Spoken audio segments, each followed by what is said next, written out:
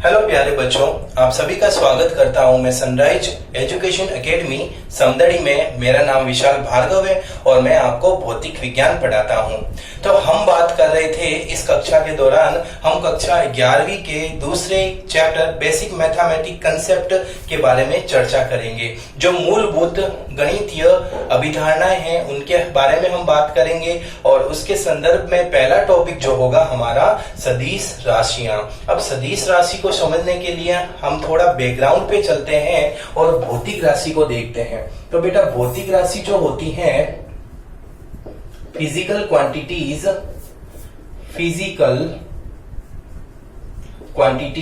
ये physical quantity होती है वो मुख्यतः दो प्रकार की होती हैं। पहली होती है अदिश राशि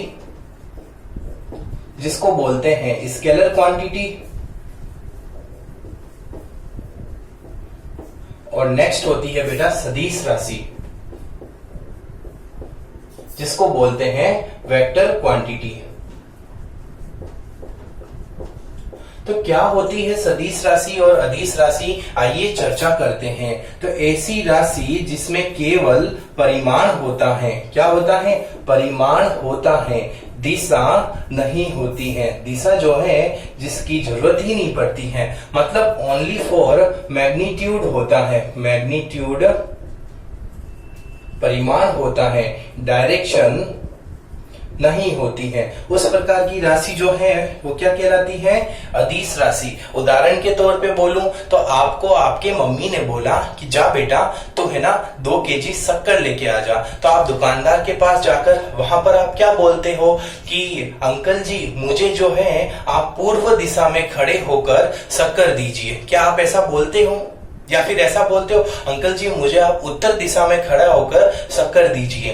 नहीं बोलते हैं, क्योंकि वहां पर डायरेक्शन जो है दिशा का कोई मतलब नहीं है। तो ऐसी राशियां जिसमें परिणाम ही होता है, परिमाण मैग्नीट्यूड ही होता है, डायरेक्शन दिशा नहीं होती है, उन राशियों को हम अदिश राशि कहते हैं। उदाहरण की बात करूं तो अदिश राशि कौन कौन सी है बेटा? द्रव्यमान है,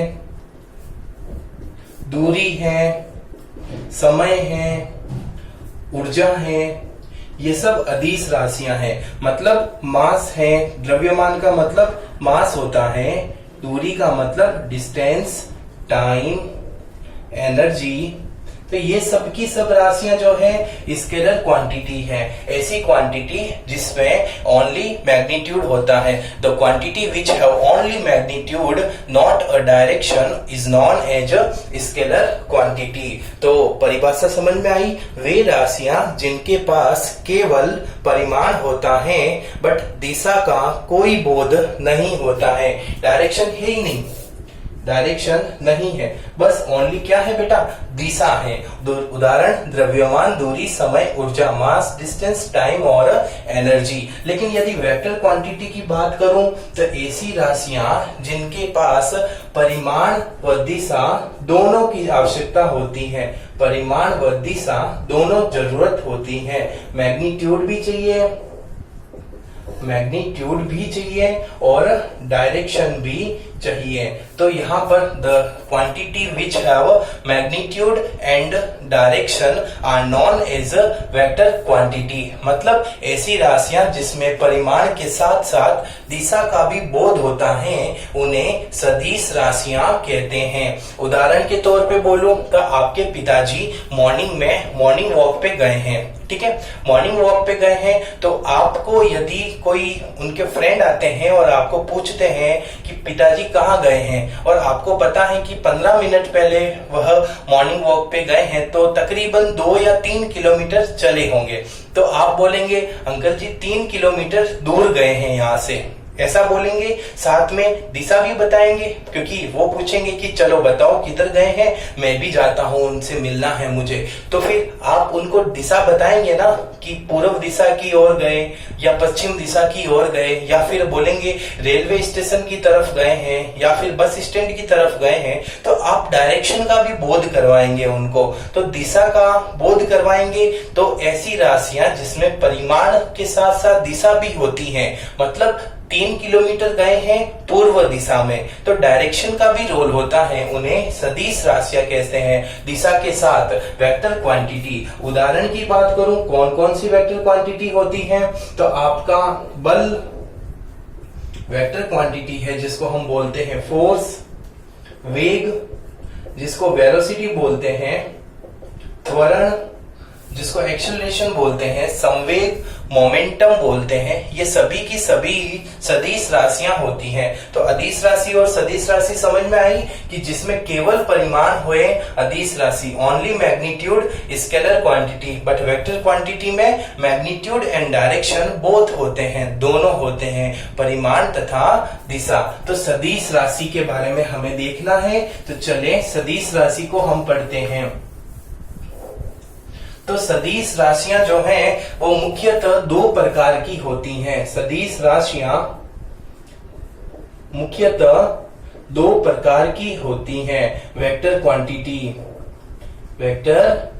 क्वांटिटी मोस्टली 2 टाइप्स होती हैं। कौन कौन सी 2 टाइप बेटा? एक होती है ध्रुवीय सदिश जिसको बोलते हैं हम पोलर वेक्टर।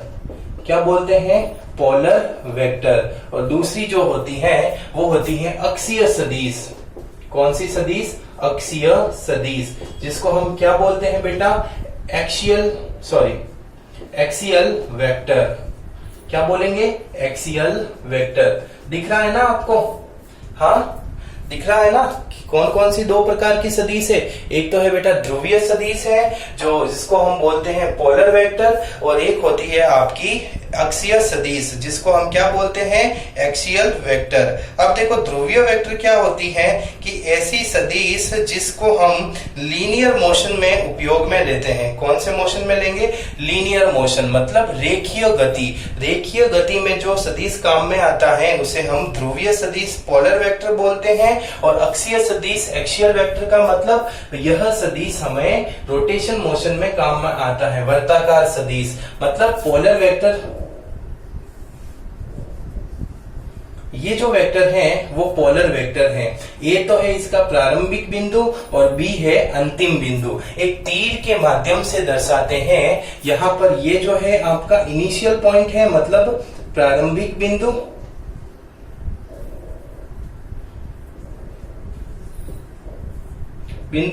जिसको हम बोलते हैं इनिशियल पॉइंट, और ये है बेटा आपका अंतिम बिंदु, टर्मिनल पॉइंट। और ये प्रकार की सदिश जो अक्षीय प्रकार का सदिश है वो कौन सी गति में काम में आता है? रेखीय गति में काम में आती है। ये मतलब लीनियर मोशन जो होता है उसमें हम काम में लेते हैं, लीनियर मोशन में। लेकिन यदि मैं अक्षीय सदिश की बात करूं तो यह घूर्णन गति के काम आती है। घूर्णन गति का मतलब रोटेशनल मोशन। अब बताएंगे उदाहरण, एक अक्षीय सदिश रेखीय गति और घूर्णन गति का कोई उदाहरण बताओ। रेखीय गति का मतलब ऐसे लाइन से चलना, और घूर्णन गति का मतलब एक बिंदु के सापेक्ष वर्ताकार पथ पे गति करना। जैसे पृथ्वी जो है वो सूर्य के चारों ओर वर्ताकार पथ पे गति कर रही है ना, तो वह है घूर्णन गति। तो घूर्णन गति में कौन सा सदिश काम आता है? अक्षीय सदिश। और रेखीय गति में कौन सा सदिश काम आता है? ध्रुवीय सदिश। मतलब लीनियर मोशन में तो पोलर वेक्टर और रोटेशनल मोशन में एक्सियल वेक्टर। जैसे कोई लाइन, ये है अक्ष है, ये क्या है? अक्ष। इस अक्ष के सापेक्ष से ये जो ऐसे गति कोई करता है, इस अक्ष के सापेक्ष राउंड मोशन में गति करते हैं, उसको हम बोलते हैं घूर्णन गति। और यह जो सदिश है बेटा वह कौन सा सदिश है? अक्षीय सदिश। इसकी 2 डायरेक्शन हो सकती है। इसके पास तो खूब सारी डायरेक्शन हो सकती है, पूर्व पश्चिम उत्तर दक्षिण, और बहुत सारी 360 डिग्री एंगल में किधर भी ये जा सकता है। बट इधर तो 2 ही डायरेक्शन होती है। कौन सी? एक तो होती है दक्षिणावर्त, एक होती है वामावर्त। मतलब एक घड़ी की सुई की दिशा की ओर जिसको बोलेंगे क्लॉकवाइज, और एक घड़ी की सुई के विपरीत दिशा में जिसको बोलते हैं एंटी क्लॉकवाइज, दक्षिणावर्त और वामावर्त। तो ये 2 प्रकार की दिशा होती है अक्षीय सदिश में, और ध्रुवीय सदिश में बहुत सारी दिशाएं होती हैं, तो हम जो है मेन इसका अध्ययन करने वाले हैं ध्रुवीय सदिश का। तो स्क्रीनशॉट ले लीजिएगा बेटा। ओके, तो हम अब बात करते हैं ध्रुवीय सदिश के निरूपण की, कि कोई भी सदिश, सपोज दैट कि कोई भी भौतिक राशि है, मैं मान के चलता हूं कोई भौतिक राशि ए है, भौतिक राशि फिजिकल क्वांटिटी ए है, और इस ए को यदि मुझे रिप्रेजेंट करना है किसमें, इस ए को रिप्रेजेंट करना है वेक्टर में, तो इस वेक्टर को बनाऊंगा कैसे, ए के ऊपर एरो लगा देता हूं। तो यह इसको पढ़ने का तरीका क्या हो गया, ए सदिश, क्या बोलेंगे, ए सदिश, या फिर इंग्लिश मीडियम ए वेक्टर, इसको बोलने का तरीका है ए वेक्टर। इस ए वेक्टर की खास बात क्या है, इस ए वेक्टर में परिमाण भी है तथा इसकी दिशा भी है। तो बेटा परिमाण व दिशा कैसे डिनोट करते हैं, तो इसका एक फॉर्मूला लिख रहा हूं, थोड़ा ध्यान से देखना। सबसे पहले परिमाण, तो यहाँ पर ये ए नाम की एक कहानी बता रहा हूं, उसको याद रखना। ए नाम का भाई साहब है जिसकी जॉब लग गई, और जॉब क्या लगी, सदिश राशि में जॉब लग गई। ये जो नॉर्मल था वह सदिश बन गया, सदिश बना, गवर्नमेंट जॉब लगी, तो रहने के लिए इसको मकान दिया गया। ये मकान दिया, रहने के लिए मकान दिया। मकान ऐसा था जिसमें कोई छत नहीं थी, तो ये मकान दे दिया, 2 दीवारें बना दी ये मकान की, इसमें ये ए सदिश जो है वो रहता है। तो ये ए सदिश यहाँ पर रहता है, तो ए सदिश को लगा कि यार बड़ा अनकंफर्ट हूं क्योंकि ऊपर तो छत ही नहीं है, तो मैं क्या करूं। तो गवर्नमेंट से इसने कहा कि देखिए मेरे घर के ऊपर छत नहीं है, आप मुझे गार्ड दो, एक गार्ड दे दो, गार्ड की नौकरी यहाँ पर रख दो जो मेरी रक्षा करेगा, क्योंकि मेरे घर पे तो छत ही नहीं है। तो गवर्नमेंट ने कहा ठीक है, हम गार्ड अपॉइंट कर लेते हैं आपके अनुसार, आप बताओ किसको गार्ड रखें। तो ए सदिश कहेगा कि मेरे भाई को ही रख दो गार्ड के रूप में, तो इसके भाई की नौकरी लगा देते हैं। तो भाई की यहाँ पर नौकरी, ए सदिश ए के जैसे ही उसका भाई होगा ना ए, लेकिन गार्ड है ना, तो गार्ड की टोपी जो होती है वो कैप जैसी होती है, तो ऐसी टोपी होती है। तो यहाँ पर बाहर गार्ड बिठा दिया जिसकी ऊपर क्या है, कैप है। तो ये कहानी हो गई अपनी, क्या हुई, ए सदिश को पढ़ने का तरीका क्या है, ए सदिश बराबर मैग्नीट्यूड ऑफ ए वेक्टर, ए सदिश का परिमाण multiplied by unit vector, unit vector एकांक सदिश, या फिर इसको बोलते हैं ए कैप, क्या बोलते हैं, ए कैप। तो कैसे पढ़ेंगे बेटा, इस फॉर्मूले को वापस पढ़ो मेरे साथ में, ए सदिश बराबर ए सदिश का मापांक गुणा A cap, English medium, A vector equal to magnitude of A vector multiplied by A cap, cap है बीच ऊपर, एरो नहीं है, कैप है। ये जो है वो क्या बताता है, ये तो है हमारा सदिश ए, वेक्टर ए, सदिश ए, जिसको हम बोलते हैं वेक्टर ए, और ये जो चीज है बेटा इसको हम बोलते हैं सदिश ए का परिमाण, सदिश ए का परिमाण, जिसको हम बोलते हैं मैग्नीट्यूड ऑफ ए वेक्टर। और जो ये वाला है ना चीज, ये वाला, ये क्या बताता है, सदिश ए की दिशा बताता है ये। तो आपको बात समझ में आई क्या, ये तो सदिश ए का परिमाण बताता है, वह ये जो है सदिश ए की दिशा बताता है, या फिर इसका एक और नाम है बेटा, इसको बोल सकते हैं हम एकांक सदिश। एकांक सदिश क्या होता है, एकांक सदिश आगे हम एकांक सदिश को पढ़ेंगे तब मैं आपको समझा दूंगा, बस आपको ध्यान रखना है एकांक सदिश के ऊपर कैप आता है। तो एकांक सदिश, इसका दूसरा फॉर्मूला इंग्लिश में इसको क्या बोलेंगे, डायरेक्शन ऑफ ए वेक्टर, या फिर इसको दूसरा नाम क्या है, यूनिट वेक्टर। और यूनिट वेक्टर कैसा होता है, जिसके ऊपर कैप लगा होता है वह यूनिट वेक्टर होता है। स्क्रीनशॉट ले लीजिएगा। ये तो है सदिश भौतिक राशि ए का निरूपण, रिप्रेजेंटेशन ऑफ वेक्टर ए, उसको हमने देखा। ठीक है, स्क्रीनशॉट ले लो, ये फॉर्मूला थोड़ा ध्यान रखना आप लोग। तो स्क्रीनशॉट ले लिया, चलो अब हम बात करते हैं कुछ ग्राफ मेथड से कुछ अन्य सदिश राशियां जो हैं वो किस प्रकार से अपन निरूपण कर सकते हैं। जैसे दो सदिश राशियों की हम चर्चा करेंगे। तो कौन कौन सी सदिश राशियां, ए सदिश और बी सदिश। तो हम कुछ इंपॉर्टेंट डेफिनेशनों को देखेंगे, डेफिनेशंस को हम देखेंगे। इंग्लिश में, हिंदी में क्या बोलेंगे, महत्वपूर्ण परिभाषाएं। ठीक है, महत्वपूर्ण परिभाषाएं को देखते हैं। तो पहली होती है बेटा समान सदिश, समान सदिश, जिसको हम इंग्लिश में क्या बोलते हैं, इक्विवेलेंट वेक्टर या फिर इक्वल वेक्टर। इक्वल वेक्टर क्या होती है समान सदिश, ग्राफ से समझने का प्रयास करते हैं। मैं ग्राफ बनाता हूं, यहाँ पर ये तो x दिशा है और ये है y दिशा है। यहाँ पर दो सदिश मैंने बना दिया, ये दो सदिश बनाया। ये तो एक तो है a सदिश और ये है b सदिश। तो आप देख सकते हैं ऐसे सदिश जिनके परिमाण तथा दिशा दोनों बराबर होते हैं उन्हें समान सदिश कहते हैं। The vector which have equal magnitude and equal direction are known as equal vector. तो इक्वल वेक्टर की देखो दोनों की दिशा भी समान है और ये जो लेंथ है ना बेटा एरो की, ये लेंथ भी समान है। लेंथ तो बताती है मैग्नीट्यूड को, परिमाण को, और जो जिस दिशा में जा रही है ये बताती है आपकी डायरेक्शन को, दिशा को। दूसरा है बेटा असमान सदिश, असमान सदिश, जिसको इंग्लिश में क्या बोलते हैं, अनइक्वल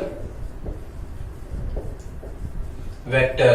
अब अनइक्वल वेक्टर जो है वो तीन प्रकार से मैं बता देता हूं आपको, तीन प्रकार से बताता हूं, ध्यान से समझना, ग्राफ के हिसाब से ही बता रहा हूं। और आप अगर थोड़ा ध्यान लेके समझेंगे ना तो मुझे लिखवाने की कुछ आवश्यकता नहीं होगी, ग्राफ से आप चीजें समझ जाएंगे। देखो पहला तो है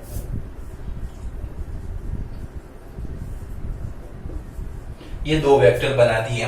इन दोनों वेक्टरों में अंतर क्या है बेटा, आप देख सकते हैं इन दोनों वेक्टर की दिशा तो समान ही है लेकिन इनका जो परिमाण है, मैग्नीट्यूड है, वो अलग है। जहां पर ए आपका छोटा है, कम परिमाण है, और बी का परिमाण ज्यादा है, तो यह असमान वेक्टर है। क्योंकि समान तो तब ही होगा जब उसका परिमाण व दिशा दोनों सेम होगी, समान होगी। लेकिन दोनों में से यदि परिमाण अलग है और दिशा सेम है तो भी वह असमान है, और परिमाण सेम है, दिशा अलग है तभी वह असमान है, और दोनों अलग है तब भी वह असमान है। तो इस केस में क्या समान है, दिशा तो समान है लेकिन परिमाण अलग है, इसलिए यह असमान सदिश है, अनइक्वल वेक्टर है।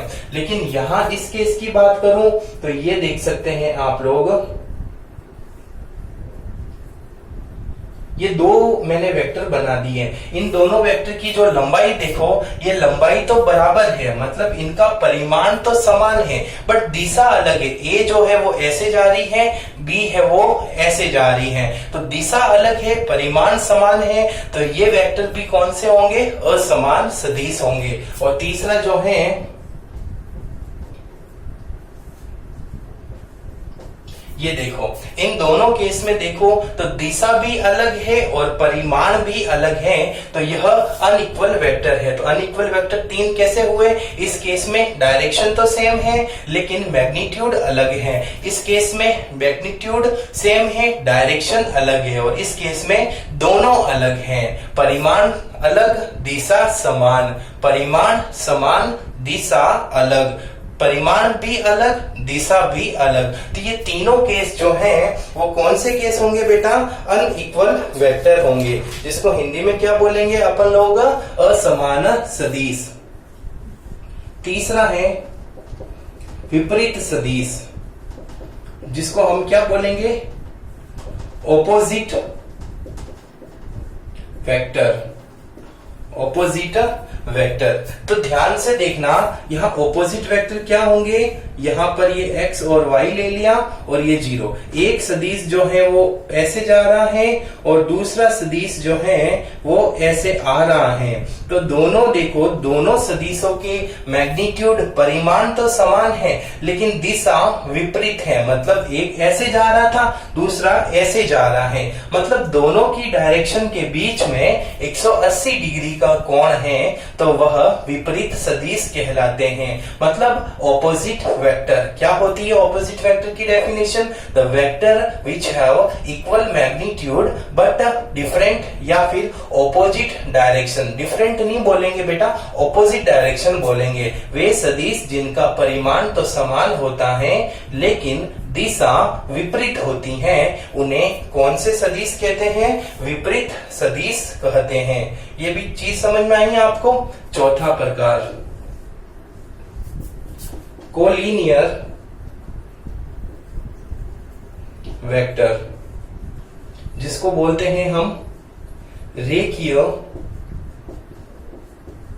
सदिश। तो रेखीय सदिश कौन से होते हैं बेटा? यहां पर रेखीय सदिश, इसको मैं बोल सकता हूं पहला और तीसरा। अब ये पहला और तीसरा क्या है, इसको समझने का प्रयास करना। मैं यहां पर दो चीजें बताता हूं, ठीक है? दो डायग्राम बनाता हूं,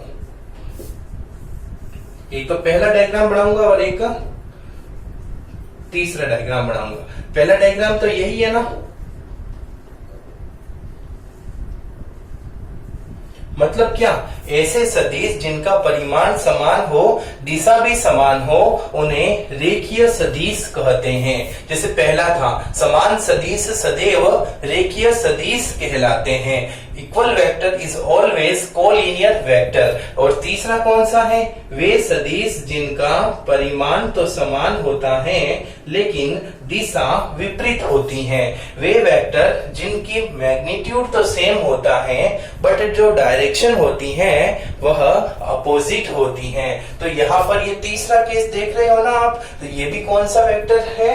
कोलिनियर वेक्टर, रेखीय सदिश। मतलब विपरीत सदिश जो है रेखीय सदिश कहलाते हैं। ऑपोजिट वेक्टर कोलिनियर वेक्टर है। स्क्रीनशॉट ले लीजिएगा बेटा। ओके, तो एक बार वापस देख लो कि समान सदिश, समान परिमाण, समान दिशा। असमान सदिश, समान दिशा और असमान परिमाण। मतलब direction same but magnitude different. इसमें मैग्नीट्यूड सेम, डायरेक्शन डिफरेंट। मतलब परिमाण तो समान है लेकिन दिशा इसकी विपरीत है। इस केस में मैग्नीट्यूड एंड डायरेक्शन दोनों डिफरेंट है, मतलब परिमाण व दिशा दोनों अलग हैं। इस केस में मैग्नीट्यूड तो सेम है लेकिन डायरेक्शन अपोजिट है, डिफरेंट नहीं है, अपोजिट है। मतलब एक इधर आ रहा है तो दूसरा इधर जा रहा है। इन दोनों दिशाओं के बीच में 180 डिग्री का कोण होता है, सरल रेखीय कोण, ठीक है? और यह रेखीय सदिश, ये जिसमें दिशा समान हो या दिशा विपरीत हो, दोनों रेखीय सदिश कहलाते हैं, कोलिनियर वेक्टर। अब जो पांचवा होगा बेटा बहुत ही शानदार है, स्क्रीनशॉट लिया आप लोगों ने? पांचवा सबसे इंपॉर्टेंट है, उसको बोलते हैं एकांक सदिश, यूनिट वेक्टर। तो मैंने आपको चर्चा की थी ना अभी एकांक सदिश की, वह एकांक सदिश यहाँ आ गया। तो एकांक सदिश के बारे में हम देखेंगे, ध्यान से आप समझने का प्रयास करना। पांचवा है एकांक सदिश, यूनिट वेक्टर। ऐसे सदिश जिनका परिमाण एक होता है, मतलब ऐसे वेक्टर जिनका मैग्नीट्यूड जो है वह 1 होता है। मैग्नीट्यूड या परिमाण कितना होता है बेटा? 1 होता है। वह सदिश क्या कहलाते हैं? एकांक सदिश कहलाते हैं। हमने चर्चा की, ए वेक्टर का फॉर्मूला देखा था, तो magnitude of A vector dot A cap. तो ये जो ए कैप था ना, वह क्या था? एकांक सदिश था। तो बताओ इससे फॉर्मूला क्या आ गया एकांक सदिश का? एकांक सदिश का फॉर्मूला आ गया आपके पास में A vector upon magnitude of A vector. मतलब एकांक सदिश का फॉर्मूला क्या है बेटा आपके पास में? ए सदिश, ध्यान से सुनना, सदिश ए बटा सदिश ए का परिमाण, सदिश ए का परिमाण। इंग्लिश में इसको क्या बोलेंगे? वेक्टर ऑफ ए वेक्टर, सदिश लगा दिया ना, magnitude of A vector, magnitude of A vector. तो ये होता है एकांक सदिश। तो एकांक सदिश का परिमाण कितना होता है? 1 होता है। और सूत्र क्या होता है? सदिश ए बटा सदिश ए का परिमाण। मतलब कि कोई भी सदिश में उसके परिमाण का भाग दे देते हैं तो हमें एकांक सदिश प्राप्त होता है। कैसे होता है यूनिट वेक्टर फाइंड? कि कोई भी वेक्टर में उसके मैग्नीट्यूड का उसमें भाग दे देते हैं, उसको हम क्या बोलते हैं बेटा?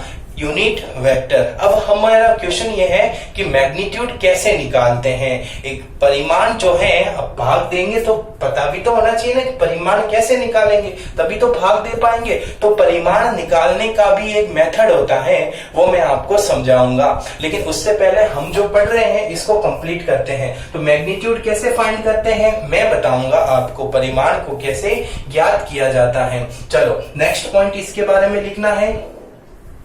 हमने यहाँ पर 3D डायग्राम बना दिया, बहुत ही शानदार है। इंपॉर्टेंट बात बता रहा हूं तो ध्यान से समझना। ये x दिशा है, ये y दिशा है और ये z दिशा है। तो ध्यान से सुनना बेटा, मैं जो बोलने वाला हूं याद रखना ये बात कि x दिशा में जो एकांक सदिश होता है उसको हम i कैप कहते हैं, y दिशा में एकांक सदिश होता है उसको हम z कैप कहते हैं, j कैप कहते हैं, और z दिशा में एकांक सदिश होता है उसको हम k कैप कहते हैं। तो क्या बोला मैंने? यहां पर लिख रहा हूं बात, x दिशा में एकांक सदिश यूनिट वेक्टर इन x डायरेक्शन। ठीक है। नेक्स्ट, y दिशा में एकांक सदिश यूनिट वेक्टर इन y डायरेक्शन। नेक्स्ट, z दिशा में एकांक सदिश यूनिट वेक्टर इन z डायरेक्शन। तो x दिशा में एकांक सदिश क्या होता है बेटा? I के ऊपर कैप लगा देंगे। y दिशा में एकांक सदिश क्या होता है? j के ऊपर कैप लगा देंगे। और z दिशा में एकांक सदिश क्या होता है? z के ऊपर कैप लगा देंगे। तो ध्यान रखना, i कैप मतलब x दिशा को दर्शाएगा, y कैप मतलब j कैप मतलब y दिशा को दर्शाएगा, और k कैप का मतलब k दिशा को z कैप, k कैप का मतलब z दिशा को बताएगा। तो ये आपको पता होना चाहिए, i कैप, j कैप और z कैप। तो ये है एकांक सदिश। तो ध्यान रहेगा आपको एकांक सदिश क्या होता है। तो क्या क्या पढ़ा हमने एकांक सदिश यूनिट वेक्टर में? पहला, तो ऐसा सदिश जिनका परिमाण 1 होता है, मैग्नीट्यूड 1 होता है, उसे यूनिट वेक्टर एकांक सदिश कहते हैं। सूत्र हमने क्या निकाला? ये फॉर्मूला तो क्या है? ये फॉर्मूला हमने पढ़ा था, ए सदिश। ये फॉर्मूला याद होना चाहिए, ध्यान रखना, ये बहुत ही शानदार फॉर्मूला है। क्यों? क्योंकि ये ए सदिश जो है उसका ये तो परिमाण है, यह दिशा है, दिशा जो एकांक सदिश है। तो इसका सूत्र कैसे निकाला? जो परिमाण था उसका मैंने भाग दे दिया, तो एकांक सदिश का सूत्र आ गया ए सदिश बटा ए सदिश का परिमाण, vector of A upon magnitude of vector. अब मुद्दा है सर ये परिमाण कैसे निकालेंगे मैग्नीट्यूड? अगली कक्षा में मैं आपको बता दूंगा परिमाण कैसे निकालेंगे।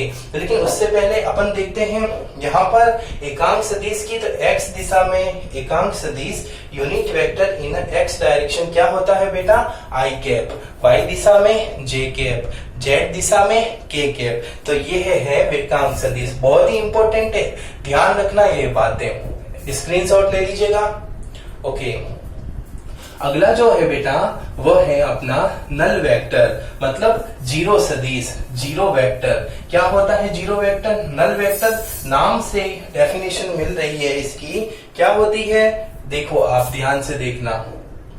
छठा, शून्य सदिश, शून्य सदिश जिसको हम बोल सकते हैं जीरो वेक्टर या फिर नल वेक्टर। ऐसा सदिश जिनका परिमाण मैग्नीट्यूड क्या होता है बेटा, 0 होता है। ऐसा सदिश जिनका परिमाण क्या होता है, 0 होता है, उन्हें क्या बोलते हैं हम, जीरो वेक्टर बोलते हैं, नल वेक्टर बोलते हैं। तो सदिशों के प्रकार हमने देखे आज, सदिश और अदिश में अंतर देखा। तो सबसे पहले आज हमने क्या पढ़ा, सदिश अदिश में अंतर। उसके बाद में सदिश 2 प्रकार के थे, ध्रुवीय और अक्षीय, पोलर और एक्सियल। उसके बाद में डेफिनेशंस देखी, समान सदिश की, असमान सदिश की, विपरीत सदिश की, लीनियर रेखीय सदिश की, एकांक सदिश की और नल वेक्टर। चलो समय पड़ा है अपने पास में, तो हम एक एग्जाम्पल करते हैं और वह एग्जाम्पल यूनिट वेक्टर का करते हैं। तो बेटा ध्यान रखना, अब देखो क्वेश्चन कैसे आता है, कोई भी सदिश दे रखा है, ध्यान से समझना ये क्वेश्चन आपने समझ लिया तो आप कभी भी नहीं अटकेंगे एकांक सदिश को ज्ञात करने में। तो ध्यान से समझने का प्रयास करना। एक सदिश दे रखा है बेटा आपको, ठीक है, एक सदिश का नाम क्या दे रखा है, 2i cap plus 3j cap plus 4k cap. तो इसका तो एक वेक्टर दे रखा है, तो इसका परिमाण ज्ञात करना है, मैग्नीट्यूड फाइंड आउट करना है और साथ में इसका एकांक सदिश ज्ञात करना है। मैग्नीट्यूड कैसे डिनोट करते हैं, ए बार से, और यूनिट वेक्टर फाइंड आउट करना है, ए कैप, ठीक है, याद कर लेंगे, कोई समस्या नहीं है। क्वेश्चन को समझो पहले, यहां पर ये क्वेश्चन दे रखा है, इस क्वेश्चन को समझने का प्रयास करो। ए सदिश बराबर क्या दे रखा है बेटा, 2i cap plus 3j cap plus 4k cap. मतलब i कैप का मतलब x दिशा में 2 है, y दिशा में 3 है और z दिशा में 4 है। आप 10वीं कक्षा में पढ़ते थे ना, कोई भी ग्राफ बनाते थे उसमें 3,4 लिखते थे तो वह बिंदु बताता था। ये भी बिंदु ही बताता है, 3D में बिंदु बताता है, 3 dimension i j k, 3 dimension है ना x y z, तो 3 डायमेंशन में बता रहा है, ठीक है। तो i j k क्या है, यूनिट वेक्टर है, किसके सापेक्ष, x दिशा के सापेक्ष, y दिशा के सापेक्ष और z दिशा के सापेक्ष। तो सबसे पहले हम क्या ज्ञात करेंगे, परिमाण, मैग्नीट्यूड, ए वेक्टर, उसका फॉर्मूला क्या होता है। तो ध्यान से देखना, यहां पर मैं बोलता हूं, अब यहां पर मैं एक बादल बना रहा हूं, इस बादल में ए वेक्टर का फॉर्मूला आ जाएगा। यदि मैं बोलता हूं, यदि कोई ए वेक्टर है, उसका फॉर्मूला ए एक्स आई कैप प्लस ए वाई जे कैप प्लस ए जेड के कैप होता है, हो तो परिमाण, मैग्नीट्यूड, ए वेक्टर का फॉर्मूला हो जाएगा रूट ए एक्स का स्क्वायर प्लस ए वाई का स्क्वायर प्लस ए जेड का स्क्वायर। दिख तो रहा है ना आपको, क्या लिखा है मैंने, कि यदि कोई भी सदिश जो है वह ए एक्स आई कैप प्लस ए वाई जे के प्लस ए जेड के कैप होता है, तो उस केस में उसका जो मैग्नीट्यूड होगा, परिमाण होगा, उसका फॉर्मूला क्या हो जाएगा, रूट ले लेंगे और रूट में आई कैप के साथ में कौन था, ए एक्स, तो ए एक्स का स्क्वायर प्लस ए वाई का स्क्वायर प्लस ए जेड का स्क्वायर। मतलब आई के साथ में जो था, वाई के साथ में जो था और के साथ में जो था, उनका स्क्वायर किया और रूट ले लिया। अब बताओ इसका ही क्वेश्चन करें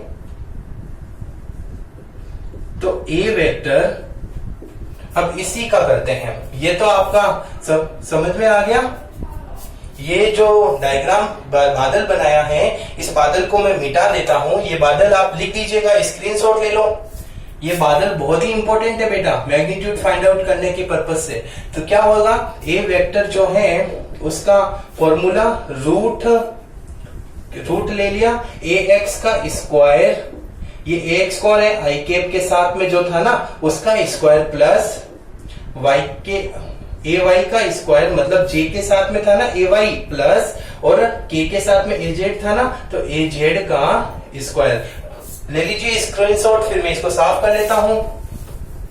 तो अब मुझे बताओ यहां पर परिमाण जो होगा वो कैसे ज्ञात करेंगे आप लोग। मैग्नीट्यूड ए वेक्टर का मैग्नीट्यूड बराबर रूट ए एक्स का स्क्वायर प्लस ए वाई का स्क्वायर प्लस ए जेड का स्क्वायर। यहाँ पर आई के साथ में ए एक्स था, मतलब 2 का स्क्वायर प्लस जे के साथ में ए वाई था, मतलब 3 का स्क्वायर प्लस के साथ में ए जेड था 4 का स्क्वायर। तो यहाँ पर 2 का स्क्वायर बेटा कितना होगा 4 प्लस 3 का स्क्वायर 9 प्लस 4 का स्क्वायर 16। इनको हम ऐड करेंगे तो वैल्यू कितनी आ जाएगी आपके पास में 29। तो बताओ मैग्नीट्यूड परिमाण जो आया है वो कितना आया है, रूट 29 आया है, रूट 29 आया है। अब बात करते हैं हम एकांक सदिश की। यूनिट वेक्टर, किसकी बात करते हैं, यूनिट वेक्टर। तो यूनिट वेक्टर क्या होगा बेटा, यहाँ पर जो सदिश है यूनिट वेक्टर ए कैप का फॉर्मूला होता है ए सदिश बटा मैग्नीट्यूड ऑफ ए सदिश। मतलब सदिश ले लो और बट्टे में परिमाण का भाग दे दो। तो बताओ सदिश तो क्या है आपके पास में, सदिश है आपके पास में ए सदिश का formula 2ik plus 3jk plus 4k cap. तो ये तो ऊपर हो गया सदिश अपॉन में मैग्नीट्यूड, कितना आया था मैग्नीट्यूड, रूट 29। तो ये आ गया आपका एकांक सदिश। स्क्रीनशॉट ले लीजिएगा। तो बेटा समझ में आया हमें एकांक सदिश कैसे ज्ञात करना होता है। एकांक सदिश ज्ञात करने के लिए हमें सबसे पहले परिमाण पता होना चाहिए, परिमाण ज्ञात करना आना चाहिए। जो मैंने बादल बनाया वो आपको परिमाण ज्ञात करने में सहायता प्रदान करेगा, मैग्नीट्यूड प्रदान फाइंड करने में आपकी हेल्प करेगा। जैसे ही मैग्नीट्यूड आ जाता है उस मैग्नीट्यूड का उस वेक्टर में आप भाग दे दो तो आपके पास में यूनिट वेक्टर एकांक सदिश आ जाता है। तो बेटा मैं आशा करता हूं आप घरों पर बैठकर मेरे इस लेक्चर का आनंद ले रहे होंगे और अपने अध्ययन को निरंतर रख रहे होंगे और आप अपने घरों पर बैठकर स्वस्थ रहे होंगे। तो सेहत का ध्यान रखना और अच्छे से पढ़ाई करना। धन्यवाद।